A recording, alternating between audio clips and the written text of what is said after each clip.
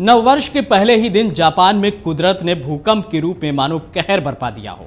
एक तरफ जहां पूरी दुनिया नए साल आने पर खुशियां मनाने में लगी हुई थी, तो वहीं दूसरी तरफ जापान में भूकंप ने तबाही मचा दी। भूकंप आने से जापान में लोगों की चीख पुकार चारों ओर गूंजने लगी। दरअसल जापान में भूकंप के तगड़े झटके लगने से हजारों की संख्या में आबादी प्रभावित हुई है। इशिकावा में समुद्र की ऊंची लहरें डराने लगीं। रिक्टर स्केल पर भूकंप की तीव्रता 7.4 मापी गई। रूस के तटीय इलाकों में भी सुनामी का अलर्ट जारी किया गया है।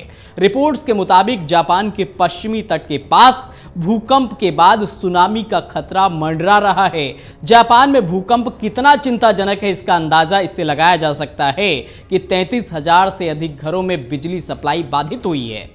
भारतीय दूतावास की तरफ से आपातकालीन नंबर जारी कर संवेदनशील और चिंताजनक मंजर के बीच भारतीय दूतावास की तरफ से आपदा से प्रभावित लोगों की मदद के लिए इमरजेंसी हेल्पलाइन नंबर जारी किया गया है। भारतीय दूतावास ने संपर्क के लिए ईमेल एड्रेस भी जारी किया है।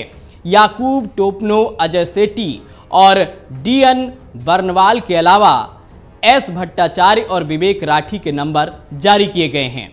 दूतावास की तरफ से जारी बयान में कहा गया है कि 1 जनवरी 2024 को आए शक्तिशाली भूकंप और सुनामी के संबंध में आपदा प्रभावित लोगों की मदद के लिए आपातकालीन नियंत्रण कक्ष स्थापित किया गया है। जापान में स्थित भारतीय दूतावास ने कहा कि आपदा प्रभावित आबादी किसी भी सहायता के लिए 5 अधिकारियों के अलावा 2 ईमेल आईडी पर भी संपर्क कर सकती है।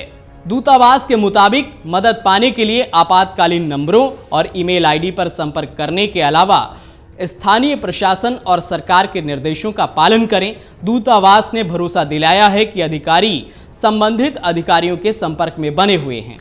तो वहीं इस पर जापान सरकार के प्रवक्ता योशिमासा हयाशी ने बताया कि भूकंप प्रभावित क्षेत्रों में स्थित परमाणु संयंत्रों को किसी तरह का नुकसान पहुंचने की सूचना नहीं है। उन्होंने तटीय इलाकों में रहने वाले लोगों से जल्द सुरक्षित स्थानों पर जाने की अपील करते हुए कहा कि हर एक मिनट अहम है, कृपया तुरंत सुरक्षित स्थानों पर चले जाएं। एनएचके के मुताबिक जापान के पश्चिमी तट पर निगाटा और अन्य क्षेत्रों में लगभग 3 मीटर ऊंची सुनामी आने की आशंका जताई गई है। इसके अनुसार समुद्र तट पर कम ऊंचाई की सुनामी लहरें पहले ही दर्ज की गई हैं। भूकंप के कारण नुकसान की भी सूचना है। जापान के मीडिया में प्रसारित वीडियो में वजीमा शहर के एक इलाके से धुआं उठता देखा जा सकता है।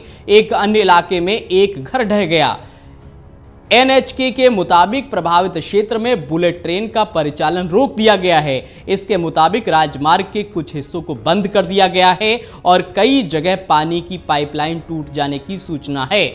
मीडिया की खबर के मुताबिक भूकंप के कारण कई जगह चौड़ी दरारें पड़ गई हैं। मौसम विज्ञान एजेंसी ने प्रेस वार्ता में कहा है कि अगले सप्ताह, खासकर अगले 2 या 3 दिनों में इस क्षेत्र में और बड़े भूकंप आ सकते हैं। जापान के उत्तरी हिस्से में स्थित होकाइदो द्वीप के अलावा उत्तर कोरिया और रूस के कुछ हिस्सों में समुद्र में 1 मीटर ऊंची लहरें उठने की चेतावनी जारी की गई है।